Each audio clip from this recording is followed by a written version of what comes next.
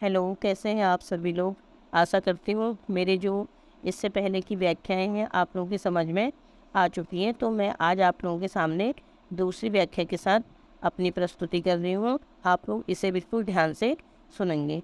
तो व्याख्या के लिए जो पंक्तियाँ हैं पहले मैं उनको पढ़ूँगी, आप लोग उनको सुनिए। का सिंगार ओही बरनो राजा, ओही के सिंगार ओही पे छाजा। प्रथम शीस कस्तूरी केसा, बलिबासुकी का और नरेसा। भोर केस वह माल तिरानी, बिसहर लुरे ले ही अर कहानी। बेन छोरी झार जो बारा, सरग पताल होई अधियारा। तो ये आपकी पंक्तियां हैं। ये काफ़ी बार पेपरों में पूछा गया है, इसलिए इस व्याख्या को आप लोग बहुत अच्छी तरह पढ़ के जाएंगे पेपरों के लिए। अब आप लोगों के पेपरों का टाइम बहुत कम रह चुका है। तो सबसे पहले आप लोगों को पता है संदर्भ लिखा जाता है। तो ये जो पंक्तियां हैं तो इसमें हमारा संदर्भ रहेगा प्रस्तुत पंक्तियां जायसीकृत पद्मावत से ली गई हैं। ठीक है, तो इसका संदर्भ क्या बनेगा? प्रस्तुत पंक्तियां जायसीकृत पद्मावत से ली गई हैं। संदर्भ के बाद हम लिखेंगे उसका प्रसंग। तो प्रसंग में आएगा जायसीकृत पद्मावत में हीरामन द्वारा पद्मावती के केसों का वर्णन किया जा रहा है। संदर्भ और प्रसंग आपका हो गया। उसके बाद हम कुछ शब्दों के अर्थों को जानने की कोशिश करेंगे। जैसे आप देखिए, का सिंगार, सिंगार का अर्थ होता है श्रृंगार, साज सज्जा। उसके बाद आप देखिए ओहिक सिंगार ओही पे छाजा, छाजा मीन्स होता है शोभित होना।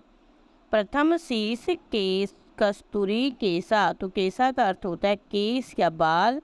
उसके बाद देखिए सरग पतार हुई अधियारा, अधियारा का अर्थ होता है अंधकार। तो ये शब्दार्थ मैं आप लोगों को बता चुकी। अब आप इसके व्याख्या को समझेंगे। हीरामन कहने लगा कि, इसमें हीरामन कहता है कि मैं उसके श्रृंगार का क्या वर्णन करूं। किसके श्रृंगार का? पद्मावती के। ठीक है, तो हीरामन क्या कहने लगते हैं कि मैं उसके श्रृंगार का क्या वर्णन करूं, अर्थात वह वर्णांतीन है। उसका श्रृंगार उसी पर सुशोभित रहता है। सबसे पहले उसके केसों की सुंदरता ही सुनिए, जो कस्तूरी के समान काले हैं। तो वो कहते हैं कि जो पद्मावती के केस हैं वो कस्तूरी के समान काले हैं और उन पर शेषनाग भी स्वयं को न्योछावर करता है। आगे देखिए, वह रानी यानी वह राजकुमारी उस मालती पुष्प की भांति है जिसके काले केस भ्रमर के रूप में उसका मधुपान करते रहते हैं। उसके केस विषैले नागों की भांति लहराते रहते हैं और उसकी गंध पीते रहते हैं। जब वह अपने केसों को खोलकर झाड़ती है तो उसकी श्यामता के कारण पृथ्वी और आकाश में अंधकार छा जाता है। यानी उसकी परछाई के कारण जब वो अपने बालों को खोलती है, जब बालों को झाड़ती है तो उसकी जो श्यामलता मतलब हो गया जो उसकी परछाई होती है, उससे पृथ्वी और आकाश में अंधकार छा जाता है। तो इतना ही इसकी व्याख्या है। तो अब मैं आपको बताऊंगी कि इसमें विशेष क्या है।